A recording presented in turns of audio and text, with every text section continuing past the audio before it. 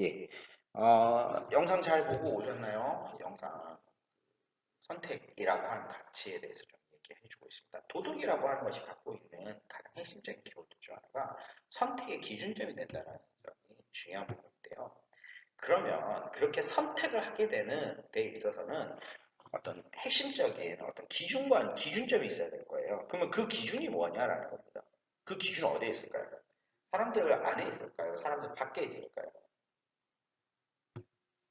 기준이라고 하는 것 자체가 사람들 각각의 중심에 있다, 없다. 있다면 어디에 있을까? 네, 도덕의 가장 큰 핵심은 쉽게 어, 양심이라고 하는 것에 있다고 우리는 말을 하고 있습니다. 어, 양심이라고 하는 단어를 우리는 이제 동양 철학가들 중에서 여러분들이 한 번은 들어봤을 법한 사람이 있습니다. 맹자라는 사람이죠. 이 맹자라는 사람이 양심이라는 것을 굉장히 강조하는 사람인데요. 마음속에 있는 한자를 제가 고쳤었거든요. 어질 양자에다 마음 심자였다. 어진 마음. 어질다라는 표현 자체가 좀 굉장히 좀 어려울 수 있는데 어질다라는 표현은 선한 마음이라고 보시면 될 것 같습니다. 그러니까 양심이라고 하는 건 내 마음속에 갖고 있는 하나의 선한 아주 착한 마음이라는 거예요. 그러니까 그 착한 마음을 기준점으로 해서 어떤 행위를 선택해 나가는 것이 매우 중요한데 그러면 이러한 양심은 뭐냐? 우리 교과서에 보면 이렇게 표현되어 있습니다. 마음속에 공정한 관찰자다. 내 마음속에 존재한다라는 거죠. 그래서 밖에 드러나 보이지 않아요. 넌 양심이 있냐? 양심이 아니라 어디다 팔아먹었어?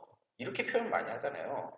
양심이 눈에 보이지는 않지만 어떤 나쁜 행동을 했을 때 너에게 네 마음속에 양심이 있느냐 이 얘기를 하는 겁니다. 즉 양심이라고 하는 건 내 마음속에 갖고 있는 하나의 나를 바라보고 있는 하나의 관찰자라는 거죠. 나의 행동이 어떻게 될 것이다라는 것을 보고 있는 관찰자라는 측면이 있습니다.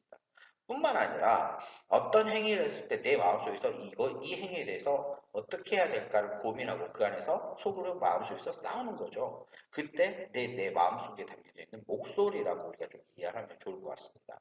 어, 가끔 저희 딸들이 있거든요. 제게는 두 딸들이 있는데 두 딸들이 딸들이랑 제가 함께 늘 재밌게 보고 있는 만화 중에 하나가 안녕 자두야입니다. 안녕 자두야라든지 뭐 여러 가지 만화들 보면 예, 이쪽 한쪽 편에는 그 천사가 있고 한쪽 편에는 악마 있잖아요. 그래서 이렇게 할까 저렇게 할까. 이렇게 하면 어떻게 될 거야? 넌 착한 사람이 될 거야. 이쪽으로 얘기하면 넌 야, 너 그거 해도 돼. 괜찮아. 야, 굳이 그 말을 들어야 돼? 이렇게 얘기하는 그 싸움의 모습이 가끔씩 나오잖아요. 이때 이제 천사의 모습이 우리가 쉽게 생각하면 내면의 목소리라고 보시면 될 것 같습니다. 그러니까 그처럼 우리가 어떤 행동을 할 때 내 마음속에서 나에게 어떤 행동을 선택하라, 보다 올바른 것을 선택하라고 하는 그런 마음의 소리가 양심이라고 볼 수 있는 거죠. 그래서 양심을 많은 학자들은 다양한 이야기들로 표현하고 있습니다. 첫 번째 이야기는 장자크 루소라고 하는 학자의 이야기인데요. 양심은 영혼의 소리이고 정열은 육신의 소리이다라고 불리는 말이 있습니다. 그러니까 양심은 내 마음속에 있는 거고 정열은 쉽게 생각하면 나의 욕구는 아까 그 제가 전 시간에 설명드렸을 때 동물하고 인간하고 공통점으로 욕구를 들었잖아요. 그런 욕구는 내 육신, 내 몸에서 보여주고자 하는 내 소리라는 거예요. 솔직히 지금 이 자리에 여러분들 앉아서 제 이야기를 잘 듣고 있는지 잘 모르겠습니다만 같이 봤으면 정말 좋았을 것 같긴 하지만 지금 이 이야기를 들으면서 왜 뻔한 얘기 또 해? 듣기 싫어 듣기 싫어. 아, 물도 먹고 싶고 뭐 또 하고 싶고 정말 가만히 앉아있는 거 귀찮은데 하지 말까? 이건 내 마음속에 갖고 있는 욕구잖아요. 그죠? 내 마음속에 갖고 있는 욕구, 즉 내 신체가 불편하고 내가 목이 타고 내가 지금 당장 느껴지는 그런 모든 욕구의 소리 이런 것들이 정열이라고 보면 되는 거고 양심이라고 하는 건 그래 또 안 돼. 수업 시간이잖아. 수업 시간에 막 돌아다니고 수업 그냥 대충 들으면 어떡해. 그걸 듣는 것은 선생님과 나의 약속이고 그렇게 하는 것이 당연한 거야 라고 생각을 한다면 그것이 바로 양심이고 그게 여러분의 마음속에 담겨져 있는 착한 마음의 소리라고 우리가 이해해 볼 수 있는 거죠. 이 이야기는 육체의 꽃 막는 옷만 잊지 말고 양심의 꽃 꼭 맞는 옷을 입어라 라는 표현이 있네요. 이건 이제 해밍웨이란다. 죄송합니다. 톨스토이라고 하는 러시아 대문호의 이야기입니다. 톨스토이의 작품들 좀 많이 있는데요. 여러분들이 지금 이 시간에 사실 책을 읽는다는 게 굉장히 싫어하잖아요. 근데 이 책 중에서 톨스토이의 작품들은 조금 읽어볼 만한 작품들이 좀 많습니다. 톨스토이의 특히 그 중에서 톨스토이 단편선들 중에서 사람은 무엇으로 사는가라는 단편선을 좀 읽어보셨으면 좋겠다는 생각을 해봅니다. 그 단편선을 꼭 좀 읽어보시면 그 안에 인간은 과연 무엇을 위해서 살아가고 인간은 어떻게 살아가야 하는가라는 이야기가 좀 잘 나와 있는데요. 그런 인식을 갖고 있던 톨스토이 이야기입니다. 그러니까 단순히 내 몸에 맞게 내가 살이 찌면 찐 만큼 내 옷을 키우고 참 뭐 몸이 마르면 마른 대로 내 몸을 맞춰서 옷을 입는 게 중요한 게 아니라 내가 내 마음속에 마음에 담겨있는 내 영혼의 소리에 맞추어서 내 내면의 목소리에 맞추어서 그 행동을 하는 것이 올바른 행위이고 그것이 곧 선한 사람이 되는 행위이기 때문에 양심에 꼭 맞는 옷을 입어라라는 표현입니다. 여기서 말하는 옷이라고 하는 것은 옷이라는 단어 있잖아요. 이 옷은 단순히 아까 말씀드렸듯이 그냥 옷 입는 게 아니에요. 단순한 옷을 입는 개념이 아니라 양심의 옷, 양심에 따라서 행동해야 한다. 겉으로 보여야 양심에 따라서 행동을 하고 그것이 다른 사람에게 드러나야 한다라고 우리가 좀 이해를 해보면 좋을 것 같습니다.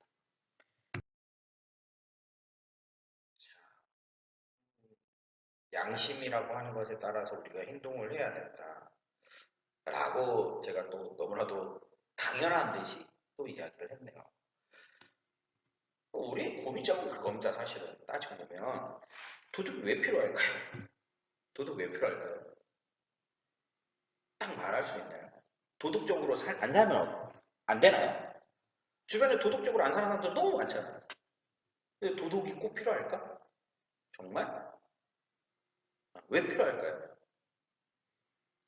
뭐 다양한 이유가 있겠죠. 그걸 좀 정리를 해보면 이렇게 정리해 볼 수 있습니다. 쉽게, 영상 쉽게 그림으로 보면 다양한 사람들은 이렇게 싸웁니다. 내가 맞네, 네가 틀리네. 너는 내가 맞고 너는 틀리고, 너는 맞고, 야 무슨 말이야? 내가 오히려 맞고 너는 틀렸어. 야, 내 행동이 뭐가 잘못됐다는 거야? 나는 항상 옳은 일만 해. 무슨 소리 하는 거야? 너처럼 잘못하는 애가 없어. 우리 맨날 싸우는 이야기. 내 마음속에서 있는 뿐만 아니라 내 우리 주변에서 수없는 싸움들을 이렇게 서로 손을 잡고 싸우지 않도록 하는 데 있어서 도덕은 꼭 필요한 부분인데요. 즉, 사람들의 다양한 욕구가 서로 충돌하지 않도록 하는 것에 이 도덕이 필요합니다. 쉽게 생각하시면, 우리는 모든 사람들, 우리는 내 몸의 편안함을 가장 중요하게 생각합니다. 여러분들도 지금 이 영상을 보고 있는 이 순간에 뭐 교복을 입거나 뭐 이렇게 입는 건 아니잖아요. 그죠? 지금 당장 이 순간에 뭐 너무나도 편안하게 내가 움직이고 싶은데 자꾸 누군가가 규제를 하게 된다면 거기에 대해서 반발심만 생기게 됩니다. 그러면 어떻게 될까요? 서로가 그때 싸움이 일어나게 되죠.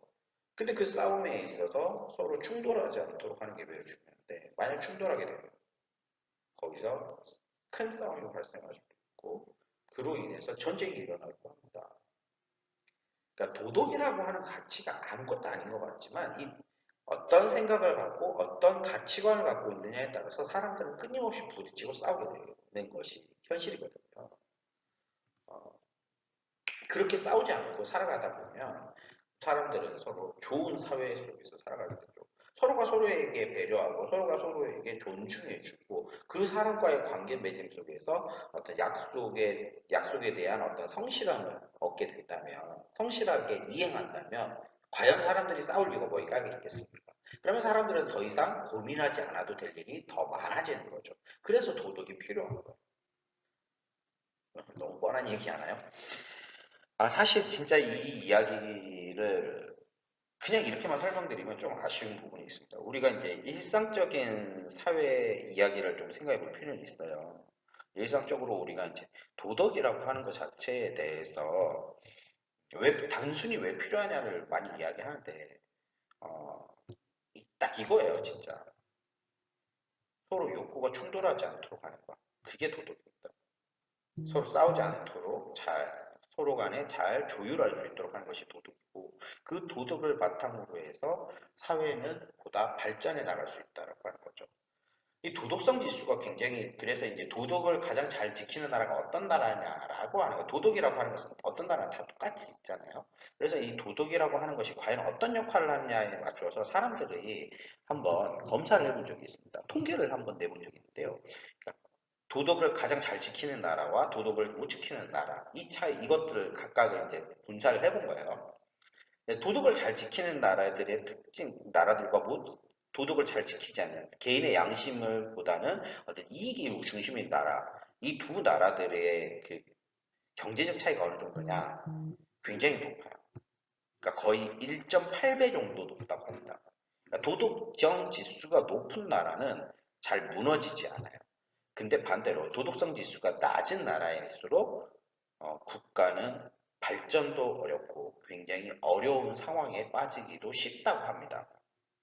음, 그래서 최근에 경제 위기들 속에서 우리가 많이 고민하게 되는 거죠. 만약에 예, 우리가 서로 약속을 했는데 내가 너를 믿지 못한다. 그러면 과연 우리는 그 사람과 거래를 하겠습니까? 여러분도 친구들과의 관계 속에서 늘 착했고 정말 그 약속을 잘 지키는 친구가 갑자기 오늘 나 정말 필요하다고 한 천 원만 꿔줘 라고 하면 여러분들 안 구워주시겠습니까? 꿔주죠. 쉽게 꿔줄 거예요. 저 같아도 그러거든요. 근데 늘 거짓말하거나 뭐 해도 잘 믿음이 안 가는 친구예요. 걔한테 돈 빌려줍니까? 절대 안 빌려주죠. 국가 간의 관계에서도 마찬가지라니까요. 그 국가의 국민들이 도덕성이 낮으면 그 낮은 도덕성에 맞추어서 국가의 신뢰도가 떨어지게 되고 국가의 신뢰도가 떨어지게 되면 그에 맞춰서 다른 나라가 우리의 그 나라를 대하는 행동에서 너희는 못 믿을 나라. 그러니까 우리는 같이 교역도 하지 않고 경제적 교류도 하지 않고 어떤 교류도 하지 않겠어. 이렇게 돼버리는 거죠. 그러니까 그 도덕성이 갖고 있는 그 사회의 사람들이 갖고 있는 도덕성의 기준이 매우 중요하다라고 여러분한테 좀 설명을 드리고 싶습니다. 예, 마지막 이야기 해볼까요? 생각할 이야기를 여러분한테 전달해 보고 여러분들의 생각을 좀 적어서 그러니까 제가 과제물로 제시되어 있는 URL에 들어가셔서 거기에 지난번 시간처럼 그렇게 써주시면 될 것 같습니다.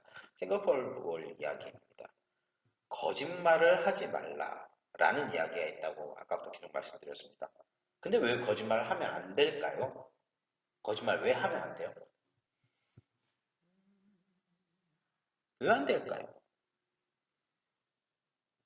아까 얘기했던 것들을 좀 조합해보면 쉽게 생각이 되겠죠. 자, 근데 거짓말을 하지 말라는 어디에서든지 통용이 가능할까라는 측면도 좀 고민해 봐집니다. 자, 한번 해봅시다.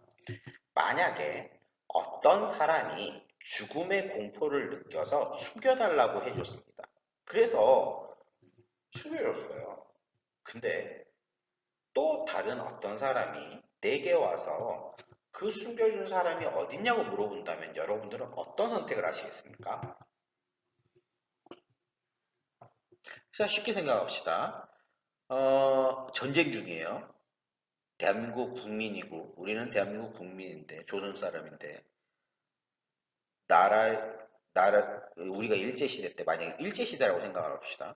일제시대에, 독립운동가로 유명한 사람이 갑자기 우리 집에 와서 일본 놈들한테 지금, 쫓기고 있다. 난 잡히면 죽는다. 라고 얘기를 합니다. 그럼 뭐, 여러분 어떻게 해요? 저라도 숨겨줬겠어요. 숨겨준다. 자, 근데 숨겨줬어요. 그래서 집안에 진짜 알 수 없는 꽁꽁 숨겨놓은 공간에 그 사람이 숨을 수 있도록 해줍니다. 하루 이틀이 지났는데 갑자기 일본 사람이 와가지고 일본 경찰이 와서 너희 집에 숨었다는 거 다 안다. 얼른 그 사람이 있는 곳을 대라. 라고 얘기합니다. 만약 되지 않으면 너를 죽이겠다라고 한다면 여러분들은 어떤 선택을 하시겠습니까? 자, 여기서 두 가지가 부딪히게 됩니다. 어떤 게 부딪힐까요?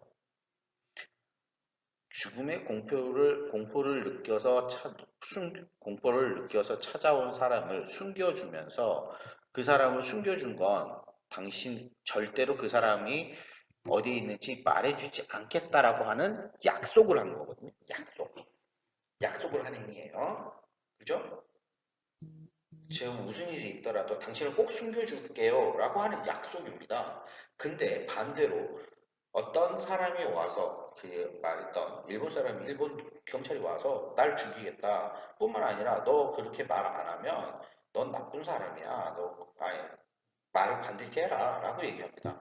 자, 근데 저는 그 사람이 숨겨져 있는 곳을 알고 있습니다. 근데 숨겨져 있는 곳을 말을 안 하게 되면 어떤 사람이 되는 거예요? 또 한편으로 생각해 봅시다. 그냥 객관적인 입장에서 말을 안 해주면 거짓말하는 사람이 되는 거죠. 내가 알고 있는 진실인데 그 진실을 버리게 되는 거예요. 즉, 이 상황에서 두 가지 가치가 부딪히게 됩니다. 하나는 약속을 지켜야 한다는 가치가 있고요. 또 하나는 거짓말을 해서는 안 된다라는 가치 두 가지가 있게 되는 거예요. 부딪히고 있는 것을 볼 수 있습니다. 둘 다 도덕입니다. 아까 처음에 제가 말씀드렸듯이 도덕의 가장 중요한 두 원칙입니다. 두 가지 원칙, 거짓말을 해서는 안 된다, 약속을 지켜야 한다. 이 두 가지가 부딪혔을 때 과연 어떤 행위를 한 사람이 도덕적인 사람일까요? 여러분들이 생각해 볼 만한 주제라고 생각합니다. 자, 마지막으로 그래서 이 내용들 약속을 지켜야 한다는 도덕과 거짓말을 해서는 안 된다는 도덕이 충돌할 때 여러분들의 결론은 무엇이냐는 겁니다. 그리고 그 이유가 무엇인지를 최종적으로 정리해 주셨으면 좋겠습니다. 자, 다시 정리해 보죠. 첫 번째 거짓말을 하지 말라는 왜 거짓말을 해서는 안 되지라고 하는 여러분의 생각을 좀 적어 주셨으면 좋겠고요. 두 번째는 어떤 사람이 내게 와서 그 사람 어디냐고 물어본다면 여러분들은 어떤 행동을 할 것인가에 대해서 적어와 주셨으면 좋겠습니다. 그리고 마지막, 아까 설명드렸던 것처럼 약속을 지켜야 한다는 도덕과 거짓말을 해서는 안 된다는 도덕 이 두 가지가 부딪힐 때 그때 나는 어떤 행동을 할 것이냐 그리고 그때 내가 선택하는 것이 약속을 지켜야 한다면 약속을 왜 지켜야 하는가 그 이유를 적어주시면 될 것 같고요. 반대로 거짓말을 해서는 안 된다라고 생각하는 사람이라면 그때 나는 어떻게 왜 그렇게 생각을 하는가에 대한 그 이유를 좀 적어주시면 좋겠습니다. 이 모든 이야기들 지금 여기에 있는 거랑 아까 그 이야기 신호등 이야기 이 두 가지는 여러분들에게 제가 다음 그 밑에 적어져 있는 과제 제출 URL에 작성해서 올려주시면 제가 직접 확인하고 여러분들과 다음에 정말 등교 출석 수업이 됐을 때 좀 더 이야기를 나누거나 아마 이 이야기는 다음 시간에 제가 여러분들과 더 이야기를 나눌 것 같습니다. 예, 오늘 하루 길다면 긴 시간인데요. 여러분들의 생각들을 좀 잘 정리하는 시간이 되었으면 좋겠고요. 그걸 정리하고 나면 오늘 수업은 여기서 마무리하려고 합니다. 예, 오늘 고생 많으셨습니다.